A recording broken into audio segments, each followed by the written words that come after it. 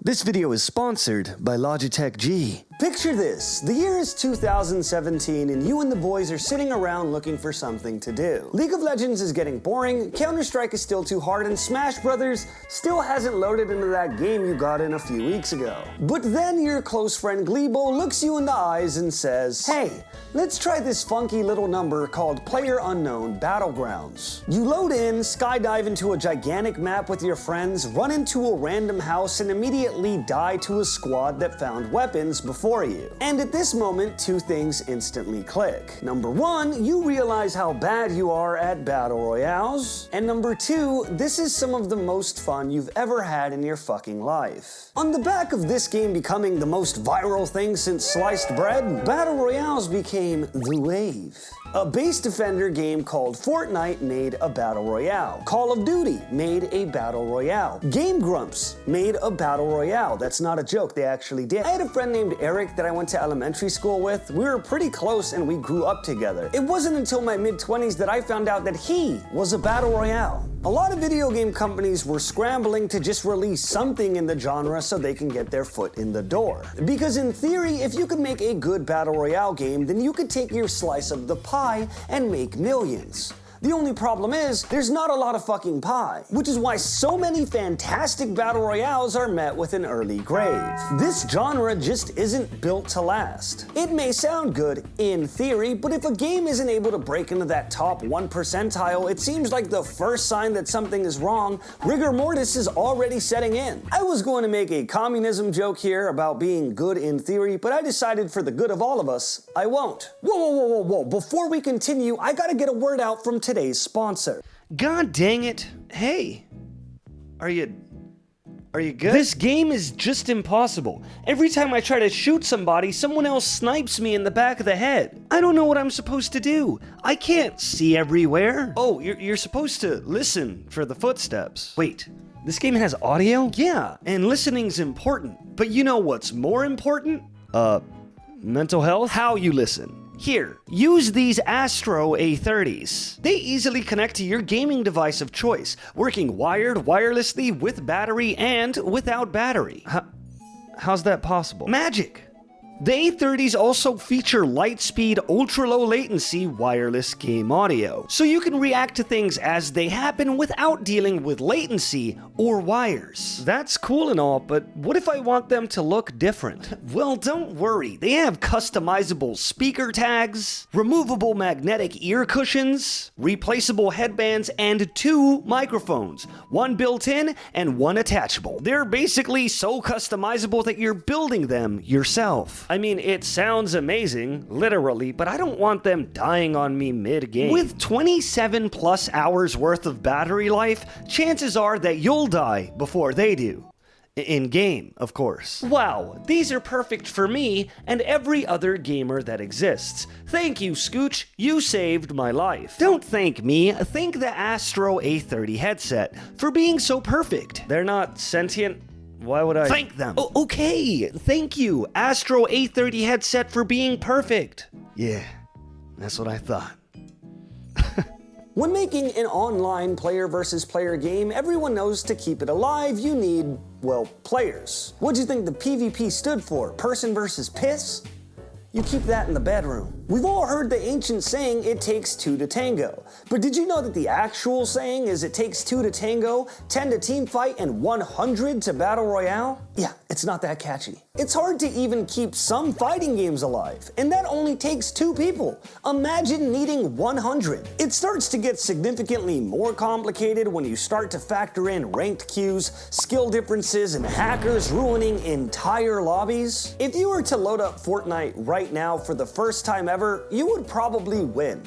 And I'm not just saying that because you're a gaming virtuoso, because you are, but also because Epic Games knows that if you give Fortnite a shot, and in your first game you get 360 no-scoped by Ninja flying at you at Mach 10, salivating at the idea of turning you into a TikTok highlight, you'll probably never play that game again. So instead, you're paired up against bots like Red Frog 16 and Green Monster 01 and Please Subscribe RN. This may sound like a good thing at first, but unless the battle royale you're playing is very, very successful, you're gonna be running into bots in most of your games. Nothing screams victory royale like shooting a stationary target that looks like it's struggling to breathe and aim at the same time. In a perfect world, obviously battle royales would be able to share player bases, and Fortnite can have the kids on weekends while Apex and my friend Eric can split them on weekdays, but that's just not possible. Because as you may have noticed, every single battle royale that exists these days comes with something called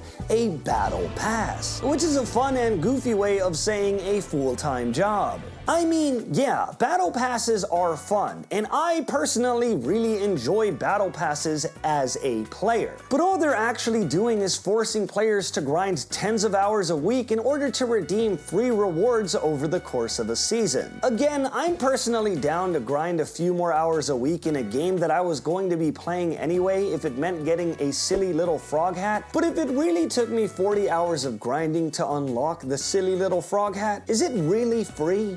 And how are players supposed to jump between Battle Royale to Battle Royale when every single one of them is begging for 40-hour work weeks? And thus, the biggest Battle Royales end up monopolizing a massive portion of the player base by dangling a funny little frog hat over their heads and then locking them in with a Battle Pass. There can only be one. Ironically, every single Battle Royale is currently in a Battle Royale. This makes it nearly impossible for any up-and-coming titles to even have a shot because everyone has to be so dedicated to their main game. Fortnite and I were supposed to be a fling. Now it's feeling more like a loveless marriage. Even if a Battle Royale is doing something significantly better or different, it just won't be enough to lead to a player migration. And new Battle Royales most likely can't be better. Now, the next sentence I'm about to say might get me cancelled, but I've decided that I have to be bold and say it with my chest. The current battle royales that exist are all really fucking good. They are in fact so good that there is nearly no way that any new game can come and compete. Fortnite is insane. That game has more events in it than real life. Its over-the-top cartoony nature allows it to incorporate things like Spider-Man web slingers, zones with zero gravity, and even lightsabers so that you can style on your opponents. Oh, and you can do it as Rick Sanchez from Rick and Morty. If you want something a little bit more conventional, you could just play Call of Duty Warzone, which focuses more on just rotations, positioning, and firefights to make it feel like a classic FPS. And if you want something deeper, there's Apex Legends, which has lightning-fast movement and a bunch of different characters with unique abilities and playstyles. These are basically all of the FPS food groups. We have funny, we have serious, and we have racist. Oh, and we have Fall Guys, which might be all three. I don't really trust them, I'll be honest. It may seem like this opens up the genre for games that are experimental, trying to change things in a big way, but in reality, it's the exact opposite. A lot of games have tried to tackle this genre in creative, fun, and unique ways, and unfortunately, every single one of them have died a very early and tragic death. Spellbreak, a battle royale that revolved around mages finding spells and using their various powers to have epic anime-level battles, died in 3 years. Hyperscape, a futuristic FPS that focused on having wacky movement options and verticality, died in 2 years. And my personal favorite battle royale of all time, Rumbleverse, a brawler where you run around and learn wrestling moves while fighting hilarious hand-to-hand battles in the legendary Grappital City, died in only 6 months. Now, this one especially hurts me, and I don't want to dwell on it too long because I know how audience retention works, so here's some Subway Surfer on the screen. Rumbleverse was unlike anything I've ever played, and unfortunately, it's going to be the only thing like it I will ever play again. It had deep and engaging combat built around the idea of using this massive landscape to your advantage. You could pile drive people off of rooftops, elbow drop unsuspecting rumblers down below and nearly one-shot them, and sit by the edge of the map to just throw people to their death, which was hilarious. It did what it set out to do nearly perfectly, creating a fun and engaging battle royale that didn't take itself too seriously. I genuinely don't have a bad word to say about this game.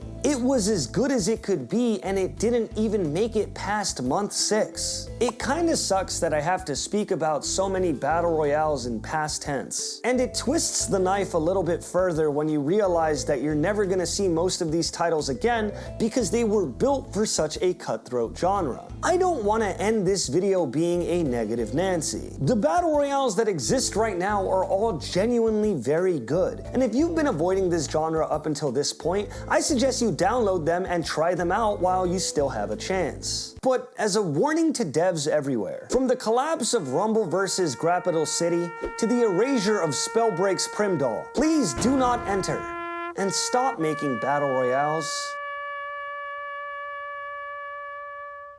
I have a very serious question that I want to ask you, the viewer. What is your favorite game that has died? A game that you used to love and play a lot, but you can't play it anymore because the servers went down or it just doesn't have enough players. I'm writing a video on dead games in general, and I would really love your opinions in the comment section below, so please tell me some good ones. I'll be sure to read them all. Now, if you'll excuse me, I am gonna go mope to some footage of Rumbleverse. I hope you guys enjoyed this video. There is now a video on the screen that you should totally click on. It's a very fun video, and I'm sure you'll have fun over there just like you did over here. Please click on that video and subscribe if you haven't, and if you haven't done that, you should subscribe. Also subscribe. Why not? Click the video. Okay, bye.